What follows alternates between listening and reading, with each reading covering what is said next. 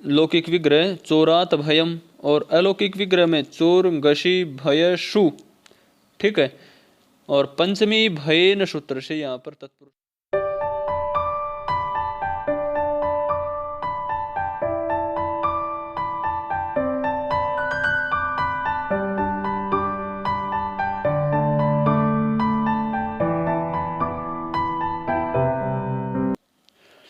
ओम नमस्ते जी। पिछले वीडियो में हमने आपके सामने कुछ सूत्रों के साथ साथ उनके उदाहरणों की सिद्धियों को भी प्रस्तुत किया था। आज हम तत्पुरुष समास भाग 5 में हमारा प्रथम सूत्र आता है चतुर्थी तदर्था अर्थ बलि हित सुख रक्षित। सूत्र कहता है कि चतुर्थ्यंत के अर्थ के निमित्त जो वस्तु हो उसके वाचक पद के साथ तथा अर्थ के लिए, जैसे बलि है, इसमें आया है ना बलि, बलि अर्थात उपकार, हित, हित भी आया है, हित अर्थात कल्याण, सुख और रक्षितई अर्थात रक्षित अर्थात रखा हुआ, इन पदों के साथ चतुर्थ्यंत का समास होता है। ठीक है, अब कर्मशयन का उदाहरण देख लेते हैं। सबसे पहले आता है यूपदारु।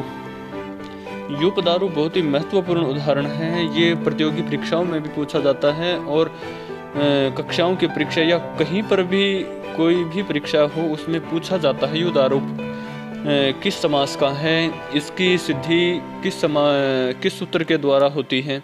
ठीक है, और कौन सा समास विधायक सूत्र है इसमें, तो ये सब प्रश्न पूछे जाते हैं। तो युदारूप का हम जब लौकिक विग्रह और अलौकिक विग्रह करेंगे तो लौकिक विग्रह में युपाय दारु और अलौकिक विग्रह में यूपंगे दारु शु, इस प्रकार आप हमारे सामने प्रस्तुत होगा। ठीक है, इसके पश्चात चतुर्थी तद अर्था अर्थ बलि हित सुख रक्षित सूत्र से तत्पुरुष समास हो जाएगा। इसके पश्चात जब हम आगे बढ़ते हैं तो यूप गे दारु शु की कृतदित समासास्त्र से प्रातिपदिक संज्ञा कर देंगे हम। प्रातिपदिक संज्ञा होने के पश्चात जो इसमें सुप आए हुए ना, शु और गे, इनका हम सुपो धातु प्रातिपदिकों से लुक कर देंगे। लुक अर्थात लोप कर देंगे। जब लोप कर देंगे तो यूप दारु हमारे पास शेष रहेगा। उपसर्जन संज्ञा कर देंगे। प्रथमान निर्दिष्ट समास उपसर्जनम से उपसर्जन का पूर्व में प्रयोग कर देंगे और स्वाद्योत्पत्ति विभक्ति कार्य कर देंगे तो यूप दारु हमारा रूप बन जाएगा। ठीक है, जब इसी कड़ी में आगे बढ़ते हैं तो हमारा अगला उदाहरण है क्या, द्विजार्थ। क्या है, द्विजार्थ है। अब द्विजार्थ का लौकिक विग्रह क्या होगा, द्विजाय अयम, और अलौकिक विग्रह द्विजंगे अर्थशु, ये अलौकिक विग्रह होगा।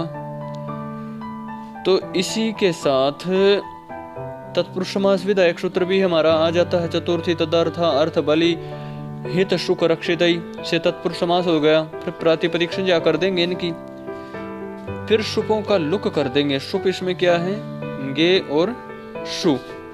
गे और शु का जब लुक करेंगे तो हमारे पास क्या शेष रहेगा, द्विज अर्थ। प्रथमा निर्दिष्ट समास उपसर्जनम से उपसर्जन संज्ञा कर देंगे और उपसर्जनम पूर्व से उपसर्जन का पूर्व में प्रयोग कर देंगे। यहाँ पर द्विज की उपसर्जन संज्ञा होगी। ठीक है, तो जब उपसर्जन का पूर्व में प्रयोग होगा तो द्विज पूर्व में है ही तो पूर्व में रहने दो। ठीक है, साथ ही एक बात और है मुख्य कि इसमें यदि आपको किसी रूप की सिद्धि समझनी है, समास की, स्त्री प्रत्यय की, कृदंत प्रकरण की और प्रथमावृत्ति से संबंधित किसी भी विषय के बारे में जानना है, व्याकरण से संबंधित या दर्शन के संबंधित, तो आप हमसे संपर्क कर सकते हैं।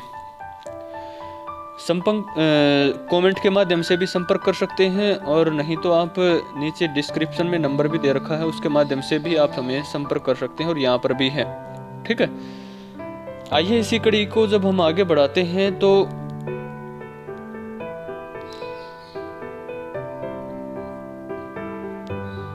उपसर्जन संज्ञा का पूर्व में प्रयोग करने के पश्चात जब हमारे पास द्विज प्लस अर्थ आता है तो हमें द्विजार्थ बनाना है। जय में भी अ है और सामने भी अ है, तो इन दोनों का जब मिलाएंगे तो सवर्ण दीर्घ की प्राप्ति है। तो यहाँ पर अक सवर्ण दीर्घ से श्रवण दीर्घ हो जाएगा और स्वाद्योत्पत्ति विभक्ति कार्य से द्विजार्थ रूप बन जाएगा। ठीक है। इसी प्रकार भूत बलि है। भूत बलि में भूतेभ्यो बलि, लौकिक विग्रह, अलौकिक विग्रह में भूत भयश बलिषु, और चतुर्थी तदर्था अर्थ बलि हित सुख रक्षित सूत्र से तत्पुरुष समास, प्रातिपदिक संज्ञा, शुभों का लुक, उपसर्जन संज्ञा, उपसर्जन का पूर्व में प्रयोग। जब ये सब कार्य कर देंगे तो स्वाद्युत्पत्ति के माध्यम से भूत बलि हमारा बन जाएगा। ठीक है, इसको आप करके देखें, क्योंकि ये सब पूर्व सिद्धियों के समान ही चल रहे हैं, इनमें कोई परिवर्तन नहीं हुआ है। अब जैसे गोहितम है, गोहितम भी बिल्कुल इसी प्रकार है। लौकिक विग्रह में गोभ्य हितम और अलौकिक विग्रह में गोभ्यस हित शु, और समास कर दिया चतुर्थी तदर्था अर्थ बलि हित सुख रक्षित ही सूत्र से। फिर प्रातिपदिक संज्ञा कर दी, शुभों का लुक कर दिया, गो हित हमारा रह गया, उपसर्जन संज्ञा करके उपसर्जन का पूर्व में प्रयोग कर दिया, और फिर स्वाद्योत्पत्ति विभक्ति कार्य कर देंगे तो गो हितम हमारा रूप बन जाएगा। कोई कठिन नहीं है ना, बिल्कुल सरल है। इसी प्रकार गो सुखम है। लौकिक विग्रह क्या है इसका? गोभ्य सुखम, और अलौकिक विग्रह क्या है? गोभ्यस सुख शु। यही है ना। और इसी के साथ जब हम आगे बढ़ते हैं तो चतुर्थी तदर्था अर्थ बलि हित सुख रक्षित ही सूत्र से समास हो गया। प्रातिपदिक संज्ञा, शुभों का लुक, उपसर्जन संज्ञा, उपसर्जन का पूर्व में प्रयोग, स्वाद्योत्पत्ति विभक्ति कार्य करके हम गो सुखम कर देंगे। मुख्य बात है कि हमें रूप का लौकिक विग्रह और अलौकिक विग्रह ध्यान से समझना होगा कि लौकिक विग्रह किस प्रकार होगा और अलौकिक विग्रह किस प्रकार होगा। ठीक है, वो आप पुस्तक के माध्यम से भी समझ सकते हैं, और यदि आपको समझ नहीं आता वहां से तो आप हमें कमेंट कीजिए, हम आपको ये भी बताएंगे। ठीक है। इसी प्रकार अगला रूप है गोरक्षितम। ठीक है, अब जब गोरक्षितम आ गया तो लौकिक विग्रह तो गोभ्य रक्षितम, और अलौकिक विग्रह गोभ्यस रक्षित शु, इस प्रकार हो जाएगा। आइए उसको भी आपके सामने प्रस्तुत कर देते हैं। आ गया ना, गोभ्यस रक्षित शु, तो तत्पुरुष समास विधायक सूत्र हो गया। चतुर्थी तदर्था अर्थ बलि हित सुख रक्षित ही सूत्र से तत्पुरुष समास हो गया।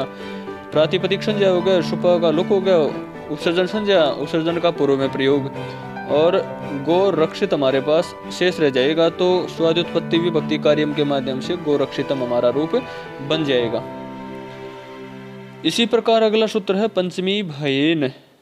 पंचमी भयेन क्या कहता है? पंचम्यंत का भयवाचक शब्द के साथ समास होता है, अर्थात डर सूचक जितने भी शब्द हैं उनमें पंचमी भयेन सूत्र से समास होगा। जैसे चोर भयम, चोर को डर रहता है कि कोई मेरे को देख ना ले, कोई मेरे को पकड़ ना ले।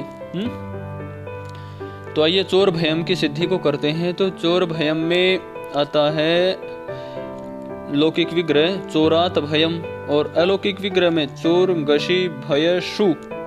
ठीक है, और पंचमी भयेन सूत्र से यहाँ पर तत्पुरुष समास हो जाएगा। पिछले सूत्र में चतुर्थी जिससे भी हमने किया था, और यहाँ पर हमने पंचमी भयेन सूत्र से समास किया है। ठीक है, जिसका उदाहरण है उसी के साथ हम समास कर रहे हैं। प्रातिपदिक संज्ञा कर देंगे, सुपों का लुक कर देंगे, उपसर्जन संज्ञा कर देंगे, उपसर्जन का पूर्व में प्रयोग कर देंगे, तो हमारे पास चोर भय शेष रह जाएगा। फिर स्वाद्योत्पत्ति विभक्ति कार्य जब करेंगे तो चोर भयम हमारा बन जाएगा, जिसमें सु आदि कार्य करने के पश्चात चोर भयम बन जाएगा। इसी प्रकार वृक भीत है। वृक भीता का लौकिक विग्रह है वृकात भीत है, और अलौकिक विग्रह है क्या? वृक गशी भीत शु। यही है ना। तो जब लौकिक और अलौकिक विग्रह हो जाएगा तो पंचमी भयेन से तत्पुरुष समास संज्ञा हो जाएगी। प्रातिपदिक संज्ञा कर लेंगे कृत तद्धित समासाश्च सूत्र से, सुपों का लुक कर लेंगे, उपसर्जन संज्ञा कर लेंगे, उपसर्जन का पूर्व में प्रयोग कर लेंगे, तो हमारे पास शेष रहेगा वृक भीत। और स्वाद्योत्पत्ति विभक्ति कार्य जब करेंगे तो वृक भीत है हमारा रूप बन जाएगा। ठीक है, आज के लिए इतना ही। अगली वीडियो में हम यहाँ से प्रारंभ करेंगे। आपके सामने सूत्र हैं अपेता पोढ़ मुक्त पतिता पत्र स्थैर लपश है। ठीक है, इस सूत्र से हम अगले रूपों की सिद्धियों को प्रारंभ करेंगे। यहाँ से अगली वीडियो प्रारंभ करेंगे जिसमें अपेत, अपोढ़, मुक्त, पतित, अपत्रस्त इन शब्दों से पंचमेंत शब्दों के साथ समास होता है। ठीक है, जैसे सुखपेत आदि और भी बहुत से आएंगे। ठीक है, तो आज के लिए इतना ही। हमारा ये प्रयास आपको कैसा लगा आप हमें कमेंट करके ज़रूर बताएं, जिससे हम आपके सामने इसी प्रकार की और नई नई वीडियोज़ प्रस्तुत करते रहें। धन्यवाद, फिर मिलेंगे इसी प्रकार की नई नई वीडियोज़ के साथ।